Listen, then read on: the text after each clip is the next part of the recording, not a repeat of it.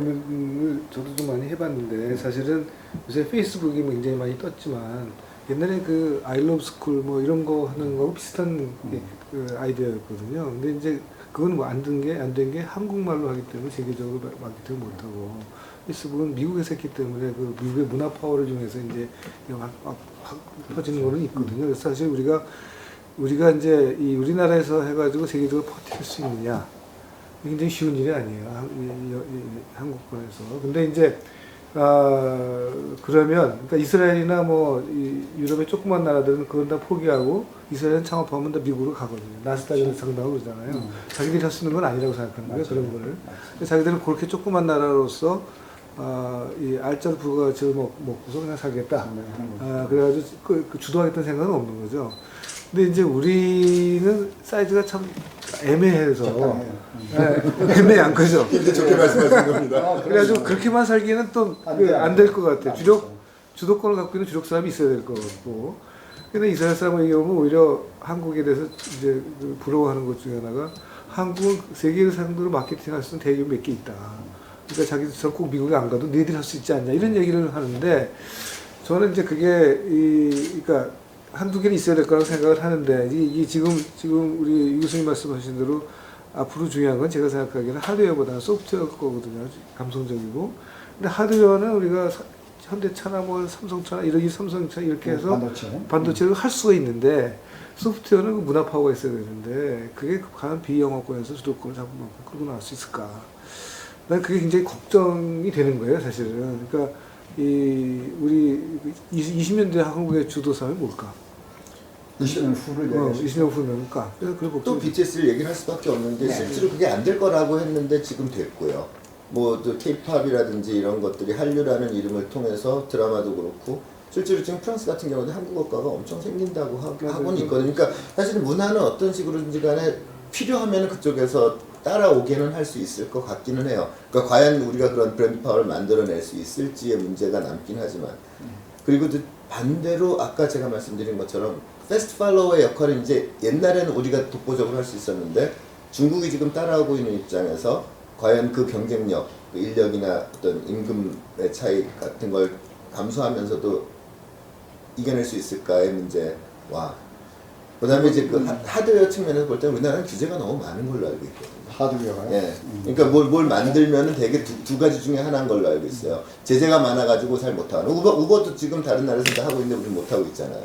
그리고 또 하나는 좀 괜찮은 게 만들어지면은 대기업에서 자꾸 좀 이렇게 뭐 집적거린다든지 뭐 이런 것들도 있고. 그러니까 그런 면에서는 그 이제 구글이나 이런 것들이 나오기에 토양이 그렇게 좋은 나라는 아닌 것 같긴 한데 이제 그걸 극복할 수 있는 힘이 어디에 있겠느냐라는 건 저희한테 지금 주어진 숙제가 아닌가 생각이 됩니다. 저도 뭐 저는 문화라고 하는 그걸 요새 테크놀로지로까지 이제 해서 컬처럴 테크놀로지 이렇게도 부르는 사람도 있는데 문화라는 요소가 저희가 앞으로 이제 크게 어떤 수익원이 되지 않을까 저는 생각을 합니다. 그래서 단순히 이제 그러니까 예를 들면 형이상학적인 음악이나 영화라든지 그런 감성적인 측면도 자체도 일단 하나의 어떤 우리의 큰 무기가 되지만 또 다른 거는 이제 그거를 이용해서 포장된 어떤 물질적인 제품도 가능하다 보는 게 저는 이태리 제품들을 사람들이 선호하는 이유가 단지 이게 품질이 좋아서라기보다는 똑같이 만들어도 브랜드를 메이드 인 이태리하고 메이드 인 차이나 하면 사람들이 다르게 가격을 매기는 이유는 이태리라고 하는 어떤 문화적인 측면을 산다라고 저는 보고 있습니다. 그래서 우리가 지금 한국의 문화를 우리가 형이상학적인 것을 이제 많이 이제 알리고 수출하게 되면은 거꾸로 이제 그런 것들이 메이드 인 코리아에 관련된 모든 화장품이라든지 보석이라든지 그런 물질적인 것에도 다 그런 문화가 더 씌워져서 부가가치를 뛰어높이는 거 말하자면 로열티를 확보하는 거죠.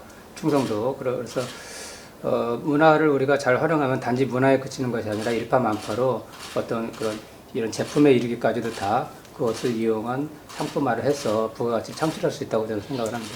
이제 그런데 아까 우리가 이제 창의성이라고 하는 게 꼭 그렇게 필요한 거냐, 있어야 되는 거냐라는 말씀하셨는데 제 생각에는 그거는 제 보기에는 저는 순서를 좀 바꿔서 봐야 된다고 봅니다. 우리가 살아남기 위해서 창의성이 필요하다고 지금 많이 얘기를 하는데 그렇게 볼 게 아니라 사실 창의성이라고 하는 것은 우리 인지 능력이 확장되면서 자연스럽게 그 창의적인 영역이 넓어지는 거거든요. 예전부터 사피엔스가 등장한 이후로 창의적인 우리는 생명체였지만 점점 이제 인지가 이제 넓어지면서 다시 말해 인지가 넓어진다는 건 제가 보기에는 어떤 분류가 깊어진다는 뜻으로 저는 이해를 합니다. 그러니까 우리가 어학에서 단어를 말할 때 단어라는 것은 제가 이해하는 말하는 분류예요. 그러니까 책상과 의자는 하나의 분류를 말하는 거예요. 그러니까 우리가 예전에는 우리가 경험하는 것이 한계가 있었기 때문에 분류 자체가 굉장히 낮았지만 점점 경험이 깊어지고 인지 능력이 향상되면서 분류가 복잡해지는 거거든요. 그러면 언어도 다양하게 더 나올 수밖에 없고 그 언어에 의해서 표현되는 표상되는 개념 자체가 또 실질 세계에 다시 또 영향을 줍니다. 그래서 서로 이제 상호작용을 하는 건데 그렇게 해서 자연스럽게 사람이라는 건 창의적으로 발전할 수밖에 없고 점점 창의적인 무언가를 만들어낼 수밖에 없다는 거. 예를 들면 예전에 보험이라는 개념은 존재하지 않았잖아요. 근데 사실 보험이라는 건 제품이 아니라 우리가 그냥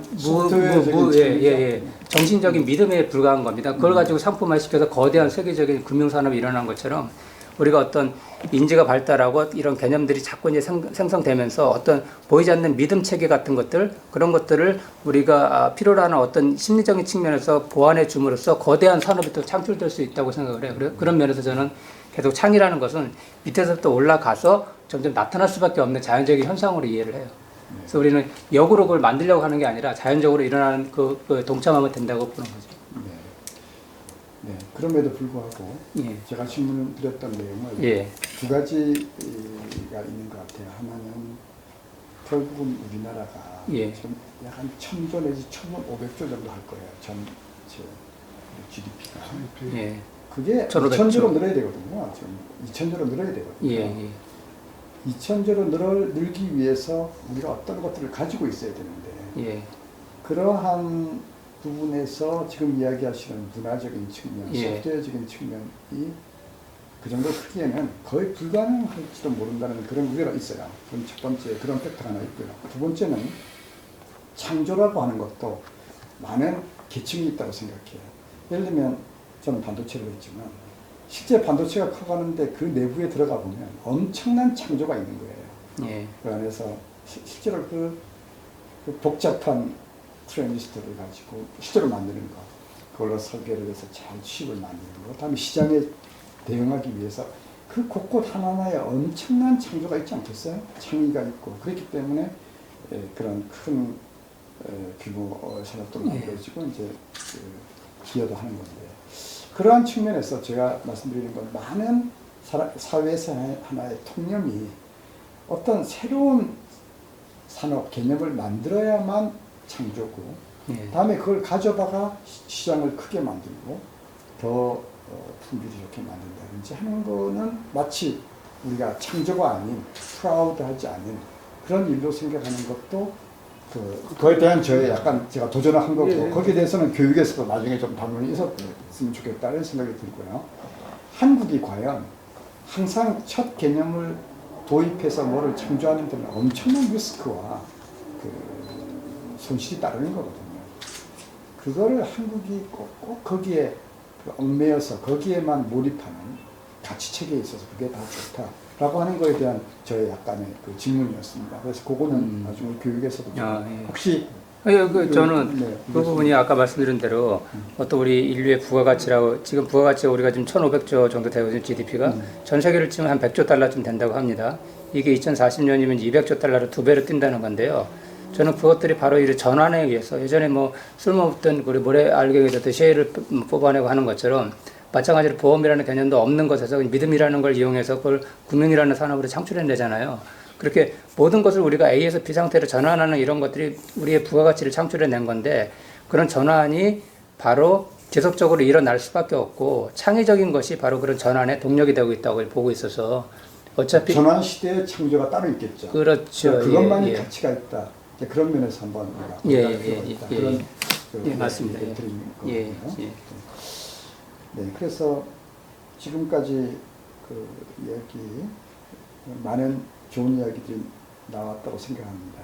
그럼에도 불구하고 한국이 조금 더 4차 혁명에서 필요한 조금 더 창의적이고 창조해서 조금 더 그 부가가치나 또 문화적인 측면에서 창출에 기여할 수 있는가에 대해서는 부정적인 측면이 좀 있었고 그럼에도 불구하고 그 우리가 가지고 있는 여러 가지 종합하는 능력, 정서, 또 뭐 가족의 가치라든지 그런 면에서 그 긍정적인 측면 혹시 약간 돌아가는 일일지 모르지만 아까 박 교수님 말씀하신 거에 가장 좋은 예 중에 하나가 아마 휴대폰이 아닐까 생각하거든요. 그러니까 전 세계적으로는 아이폰이 제일 먼저 치고 나갔는데 갤럭시가 처음 났을 때는 굉장히 그 수준이 안 됐음에도 불구하고 그때 제가 듣기로는 일단 비슷한 거 만들어 놓자. 그리고 이제 그러니까 차차 그 보완하면서 나가자 그래서 결국은 그거에 대응하지 못했던 그 당시에 삼성보다 훨씬 잘했던 노키아는 지금 거의 뭐 망한 상태가 됐고요. 갤럭시는 지금 그래도 아이폰하고 이렇게 같이 갈 수 있는 수준이 됐는데, 세계일이니까. 예. 근데 이제 문제는 이제 중국 것이 또 이제 어느 정도 좀 치고 들어오면서 과연 이거를 지속할 수 있을지가 뭐 저희가 이제 관심을 갖는 부분 중에 하나인 것 같기는 하거든요.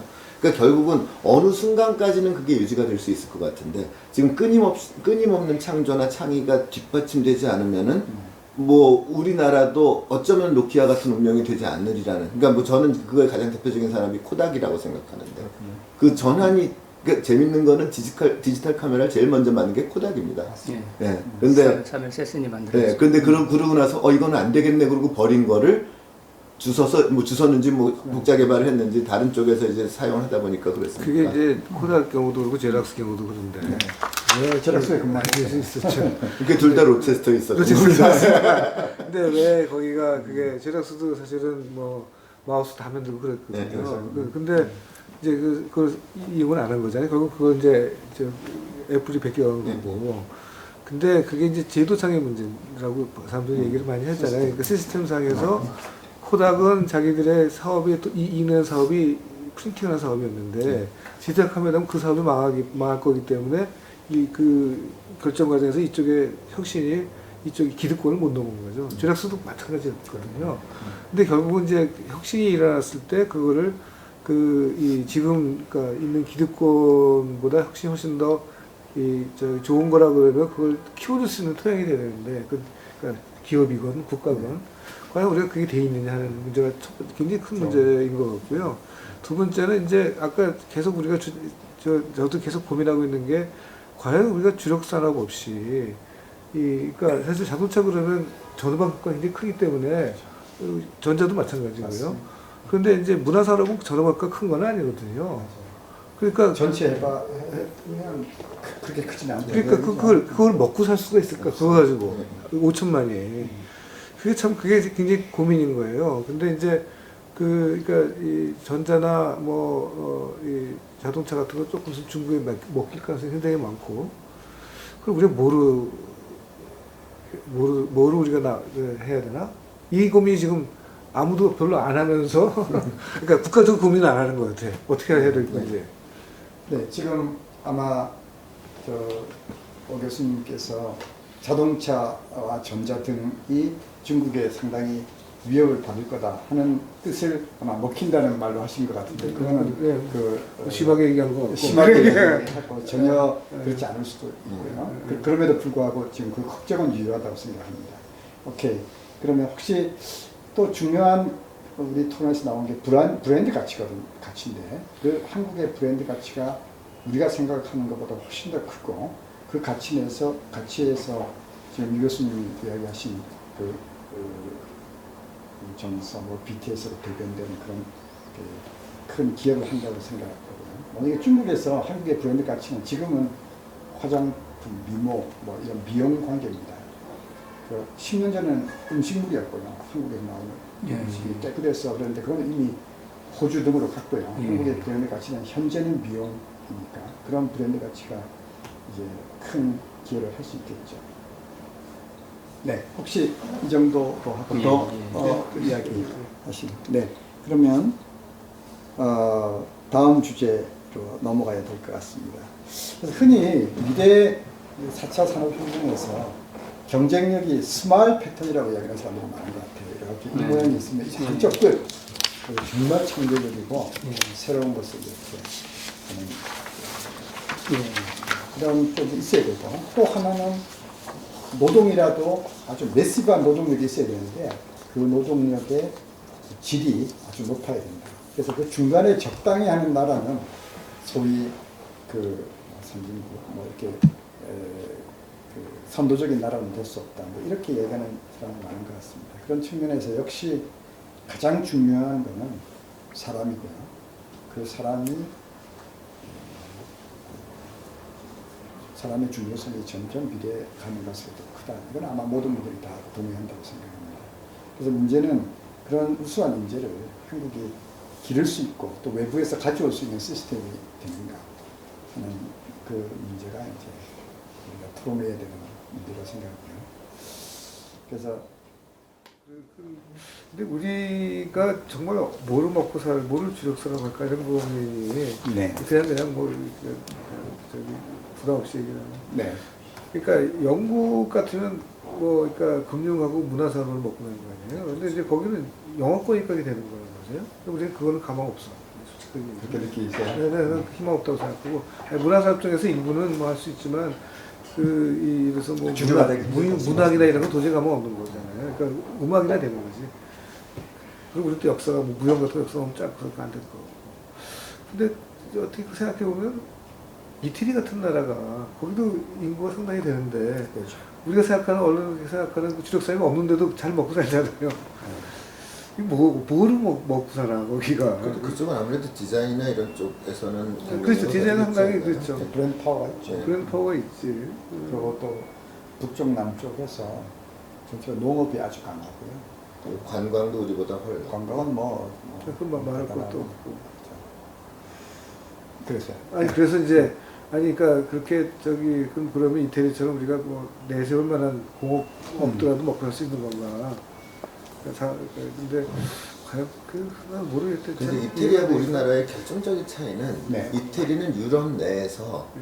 낀 건 아닌 것 같아요. 물론 뭐 그 요소가 없진 않아요. 우리나라는 중국하고 일본의 딱 중간이어가지고요.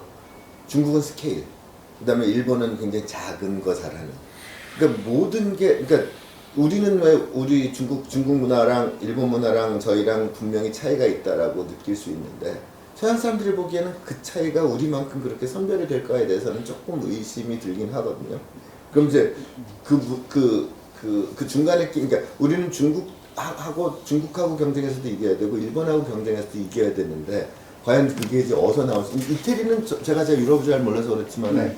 그런 종류의 어떤 경쟁이 아니지 않았을까라는. 그런 그 긴박함 네. 그런 건 없다고 봐야죠.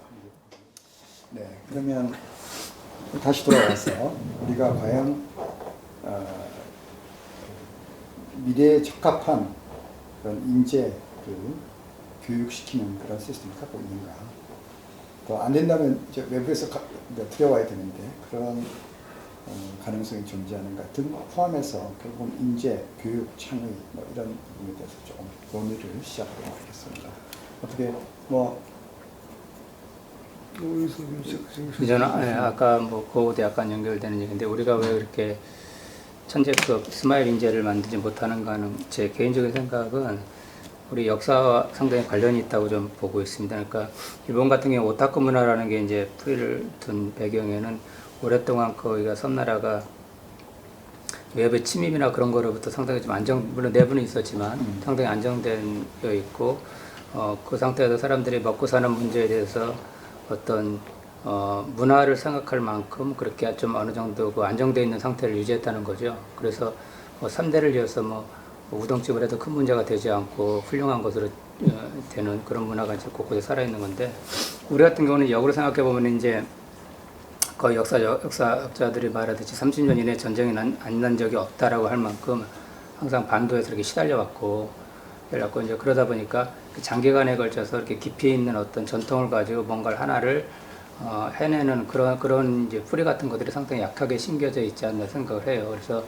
지금 우리 학생들 젊은이들이 이제 다시 그런 오타쿠 문화 같은 그런 좀 근성 있고 뿌리 깊은 오래된 그런 것들을 하려면은 일단 여러 가지 이제 뭐 남북 관계라든지 그런 여러 가지 지금 우리를 둘러싸고 있는 여건에서 청년들을 급하게 단기간 경주를 시키지 말고 좀 안정적으로 심리적이나 경제적인 측면에서 장기적으로 좀 여건을 만들어줘야 된다고 생각을 합니다. 그래서 단 한 대에 끝나는 것이 아니라 몇 대를 최소한 걸쳐야 되기 때문에 최소한 100년 이상은 우리가 지금 정세를 안정시키고 경제적으로도 좀 지원을 해줘서 그런 뿌리가 좀 안착될 수 있도록 해야 되지 않나 그런 생각을 좀 하고 있습니다. 일단 그거는 이제 외적인 측면에서 저희가 예, 당장 그런 오타쿠 문화 같은 문화를 양성하기 위해서는 예, 그렇게 하고 또 매스미디어 같은 경우도 저는 이제 우린 당연하게 사건 사고를 보도하는 것을 당연하게 여기고 있는데 사실은 그건 전혀 당연한 일이 아니거든요. 보도는 뭐를 장려하느냐라는 더 상위 철학을 저는 그 속에서 움직여야 된다는 저는 생각을 해요. 그렇게 따지면은 사건 사고를 보도하는 것은 상위 철학에서 봤을 때는 우리의 나쁜 점을 부각하는 것과 상당히 비슷하거든요. 너는 왜 안 하느냐는 그런 동기유발을 일으킬 수 있는 측면이 있습니다. 예를 들면 범죄, 지능형 범죄 수사 같은 것들을 그런 내막을 자꾸 보도하고 얘기해주면은 사람들은 나도 한번 해보고 싶다라는 누구는 잘하네 이런 어떤 그런 측면이 무의식적에서 그 발현이 된다고 저는 보고 있습니다. 그래서 매스미디어 같은 것도 굉장히 중요한 역할을 해야 되는데 그런 사회적으로 어떤 사건 사고를 보도하는 게 아니라 미담 같은 거라든지 또는 오타쿠 같은 그런 문화를 대대적으로 발굴해서 그런 것들을 지속적으로 사람들한테 보여주고 어떤 동기유발을 시켜주는 그런 쪽으로 방향을 잡고 그 외에 사건 사고도 필요하지만 그런 것들은 뭐 게시판이나 그런 데서 필요한 사람들은 자기가 이제 들어가서 볼 수 있도록 해주는 그런 방향으로 나가게 된다면은 그런 것들도 상당히 큰 역할을 저는 하리라고 보고 있습니다. 문화 측면에서 예. 네, 인재를 기른다는 측면에서 예. 언론의 예. 부족한 점에 대해서 얘기하셨고 맞습니다. 그러니까 우리 여건 자체를 이제 이것저것 저는 이제 주섬주섬 짚어본 뭐 네. 그런 거라 보시면 됩니다. 그렇습니다. 혹시 저는 이제 그 일본하고 우리하고 비교했을 때 약간 이제 오타쿠 문화나 굉장히 오랫동안 하는 게 필요하다는 말씀하시는 그런 사람도 있어야 되지만 한국의 특징은 그거보다는 빨리빨리인 것 같아요. 예. 그래서 사실 갤럭시가 성공한 거고 그냥 일단 해보고 보자. 예. 그러니까 이제 문화 서로 이제 인간 민족성이 다르고 다 다르기 때문에 오늘 우리의 특징을 가지고 이용하는 게 나을 것 같고 근데 디지털 문화에서는 빨리빨리 훨씬 더 중요한 것이 아닌가 생각이 들어서 그걸 잘 이용하면 되는데 결국 이제 그러니까 다양성의 문제인 것 같아요. 그러니까 어떤 사람은 정말 오타쿠처럼 하는 사람이 있어서 깊은 걸 파는 사람이 필요하고 어떤 사람은 빨리빨리 하는 사람도 있어야 되는데 우리 지금 교육의 문제는 모든 사람을 한 틀에 넣어가지고 묶어야 하는 게 문제인 거지. 이걸 너 이거 잘하면 넌 이거 해. 너 이거 잘하면 이거 하고. 그게 이제 안 돼 있는 게 문제인 것 같아요. 근데 이제 미국의 시스템은 미국의 일반 학생은 평균적으로 우리라보다 훨씬 부족하죠. 영어나 과학이나. 부족한데도 불구하고 거긴 아주 뛰어난 사람들 나오잖아요. 그러니까 걔들은 그렇게 뛰어나게 자기 교육 계속 받고 있고 일반 애들은 뭐 저기 그 일반의 그 커뮤니티 칼리지가 이런 데 가가지고 그냥 그 정도가 되는 거잖아요.